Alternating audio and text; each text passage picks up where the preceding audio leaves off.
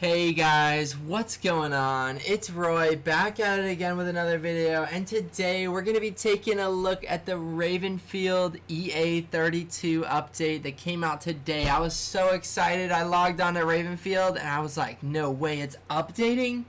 So we got this update coming out today. I'm so excited. I did jump in. It's pretty awesome. See that UI in this video as I read through these changes. So it's been a couple months of non-stop work at Ravenfield, but they're finally ready to get the EA32 update out to everyone. Huge thanks to the testers in the Ravenfield Discord for all the patience and feedback. This update is about configuring Ravenfield to exactly how you want to play it, introducing rarity tiers on both weapons and vehicles, which describes how often that weapon or vehicle will spawn in game. It's finally possible to control the spawn rates of weapons. So you can, for example, have 10 different tanks, and the game will randomly pick a new tank every time the tank spawns. So there's common, uncommon, and rare. Using the weapon picker rarity, you have control how often a bot is able to spawn with that particular weapon. Just pick a rarity color and start painting over all the weapons. At the moment, common weapons are 70% picked. Uncommon weapons are 25% picked, and rare 5%. Now for vehicles, it's a little different, with common vehicles spawning 60% of the time, uncommon 30% of the time, and rare just 10% of the time. Alright, so while rates are currently hard-coded, they are planning on making rarity spawn rates configurable in the future updates. With the configuration update, they also overhaul how the game configurations are saved. Previously, a saved configuration would contain the loadout and the vehicles of both teams. But by popular request, they've added support for saving and loading individual team loadouts in EA32.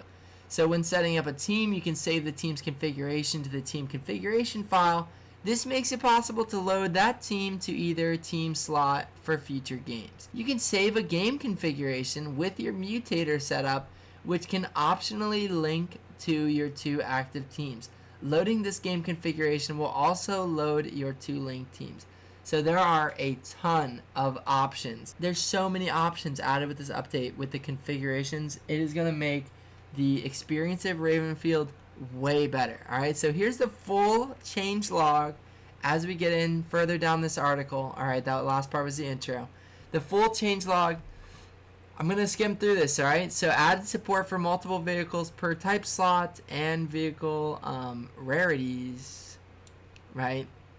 Rework of an instant action UI, support for team name and color selection through the instant action UI. You heard this right. You can change the colors. I don't think that should be in the game, honestly. But they added color selection to the game. Nothing I can do about it, alright? They redesigned the vehicle weapon skin map game mode picking UI to be more unified. And they overhauled the game configuration saves, each team in separate files, and game configurations can link to save teams. The game supports loading of individual teams, which is heavily requested. Loading a game configuration with linked teams will load the team just like previous save load systems. Let's go! Legacy configurations can still be loaded. Alright, so the game and team configuration files can now be deleted via the config. Official weapons now have varying rarity levels for balancing purposes. As we go to the bug fixes, one I'm really excited about, one of my least favorite bugs, bots sometimes walk through walls. That should be fixed. Alright, so we'll see if that's fixed, alright? We'll see. But I'm thinking it's probably fixed, right? So they moved the flag capture UI element down slightly to prevent it from overlapping with the game mode UI. So that's pretty cool. They also updated the default quality settings, which is pretty cool. Alright, so then they changed some Raven script. If I understand this, I'd read this, but I don't. So they also updated the trigger systems. So they got a couple more things, like something to do with picking loadouts, right? They also improved modding things with the projector and Unity engine and default rarity and in-game map editor improvements. So they say just one, but I actually noticed a couple things in the map editor that were changed. We'll get into that next. So to close out this update post, I'm happy to announce that Ravenfield is no longer a solo profit. There's 8 people? What? There are now 8 people working on the game while most of us have just gotten started. It's cool having things in the works. I'm very excited about upcoming updates to the game.